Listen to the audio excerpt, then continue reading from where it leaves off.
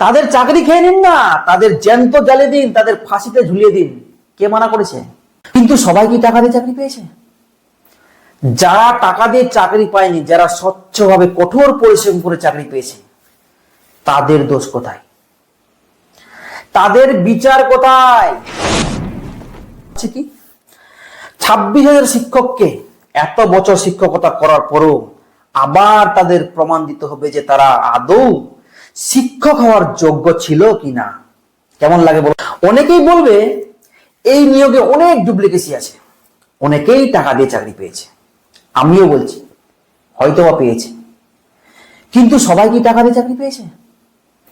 যারা টাকা দিয়ে চাকরি পায়নি, যারা স্বচ্ছভাবে কঠোর পরিশ্রম করে চাকরি পেয়েছে, তাদের দোষ কোথায়? তাদের বিচার কোথায়? কেন তারা এই বয়সে আবার এসএসসির প্রিপারেশন নিতে যাবে?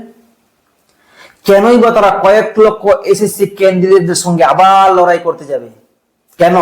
7-8 বছর চাকরি করার পর সাংসারিক লাইফে বিজি থেকে একজন টিচার কিভাবে আবার নতুন করে প্রিপারেশন শুরু করতে পারে?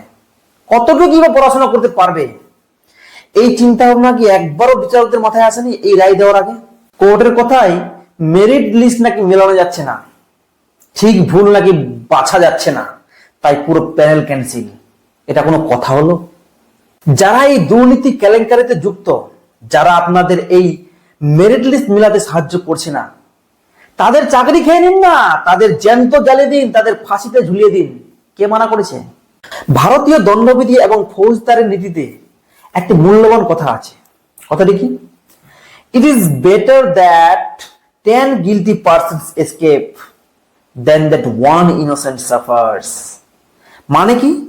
মানে হচ্ছে 10 জন দোষী পালিয়ে যাক চলবে, কিন্তু একজন নিরপরাধী শাস্তি পাক তা চলবে না।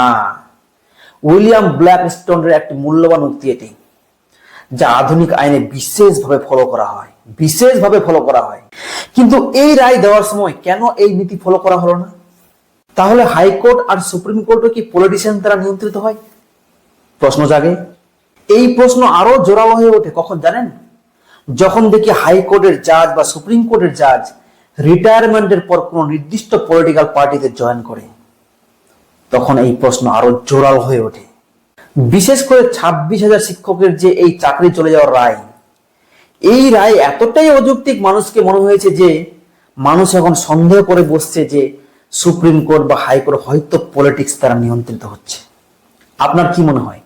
কমেন্ট বক্সে অবশ্যই জানাবেন।